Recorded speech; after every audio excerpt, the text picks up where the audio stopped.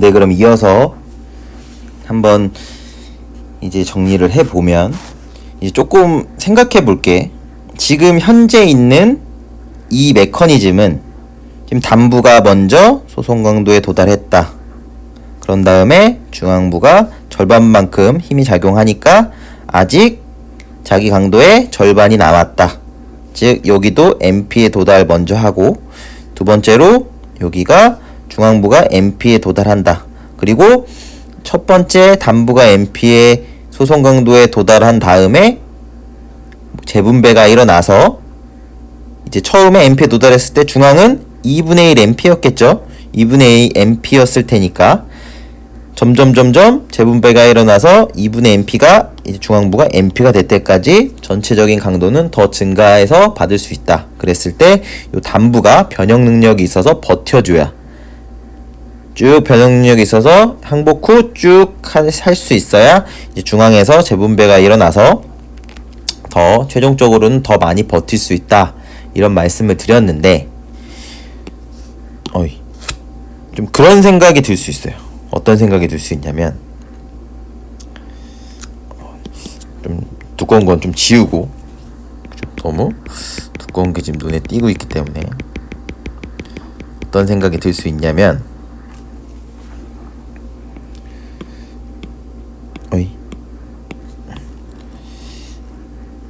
만약에 지금 보시면 지금 이 가정은 단부도 MP, 그러면 중앙부의 절반이 남았다.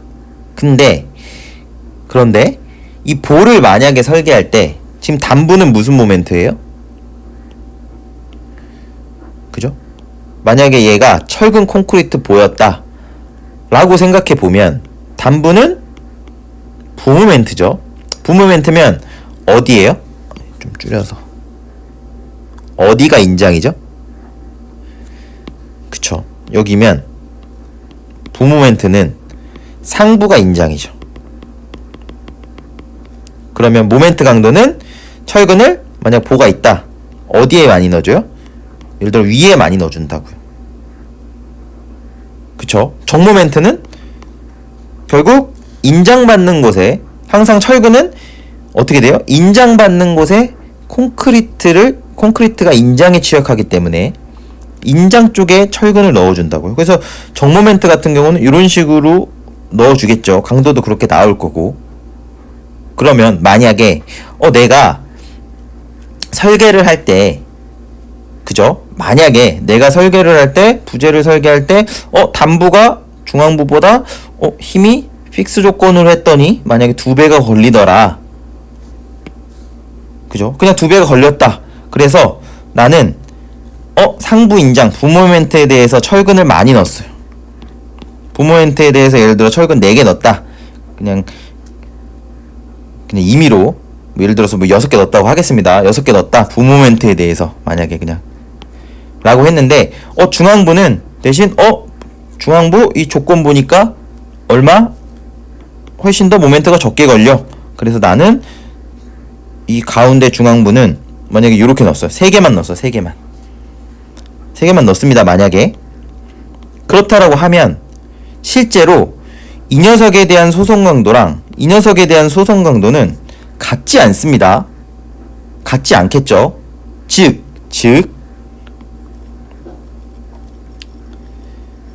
지금 요 원래 이 메커니즘에서는 여기서 단부가 이렇게 해서 이렇게 가는 게 첫 번째 단부에서 여기 도달했다. 근데 중앙부에서 요 절반만큼 힘을 받았다. 그래서 요 정도의 여유가 있으니까 점점점 얘가 버텨주면 여기까지 도달하겠다. 이런 개념으로 우리가 얘기를 했는데, 실제로 예를 들어 요 IC를 만약 이 부재를 딱 설계를 했더니 나는 이 단부에 대해서는 강도를 여기까지라고 했는데 여기에 딱 항복하게 했어. 여기가 MP야. 그런데 중앙부에 대해서는 만약에 강도를 철근을 조금 줄여서 여기서 이렇게 항복하게 했다. 이럴 수도 있잖아요. 이럴 수도 있겠죠. 2분의 MP 정도로 만약에 설계가 됐다. 만약에 이게 중앙부, 여기가 단부.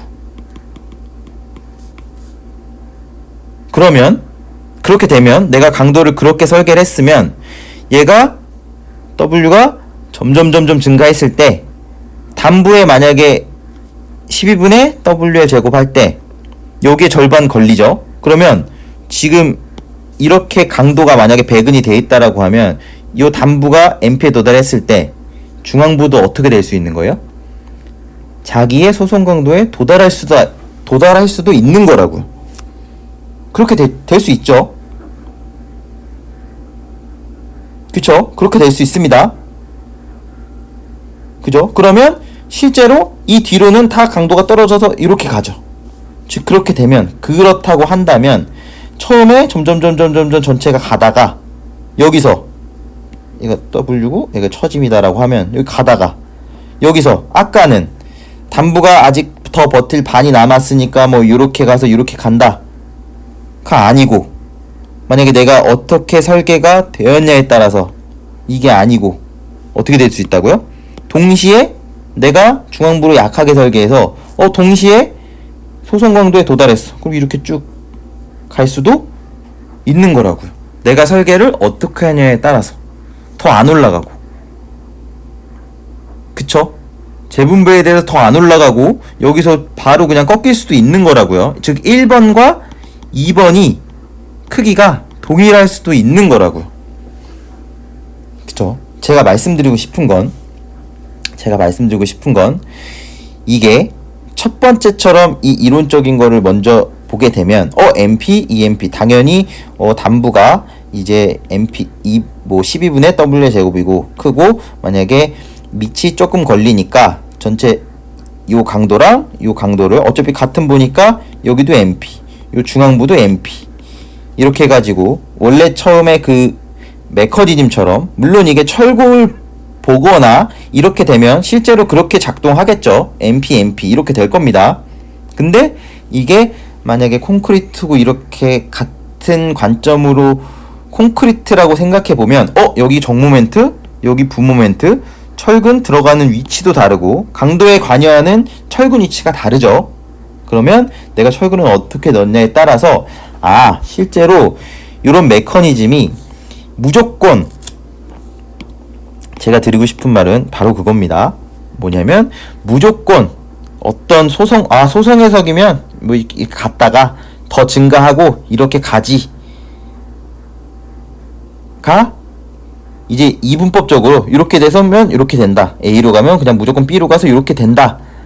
아니라는 거를 좀 알면 좋을 것 같다. 라는 게 이 두 번째 정리에 제가 드리고 싶은 말씀입니다. 그죠? 실제로 요런 기본적인 요렇게 돼서 처음 정리에서는 저희가 알아야 될 건 뭐예요? 이게 힘을 더 받을 수도 있겠구나. 이제 재분배도 일어나고 어떤 변형 능력이 있으면 소성인지라는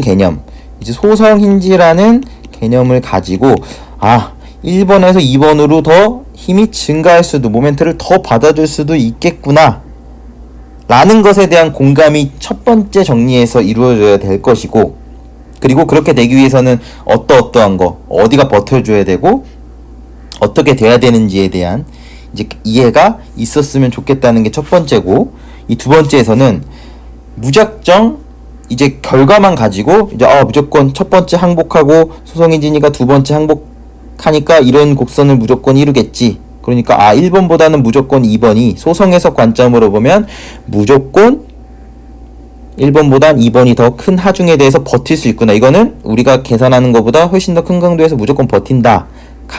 아니고 내가 지금 이 설계된 이 부재 같은 경우는 실제로 철고가 다르고 중앙부는 모멘트의 방향도 다르고 하니까 MP 절대적으로 항복하는 강도 자체가 틀리네. 즉 모멘트도 적게 걸리는데 강도도 낮네. 그러니까 이게 재분배를 통해 하중이 더 최종적으로 더 큰 하중에 대해서 견디지 못할 수도 있겠다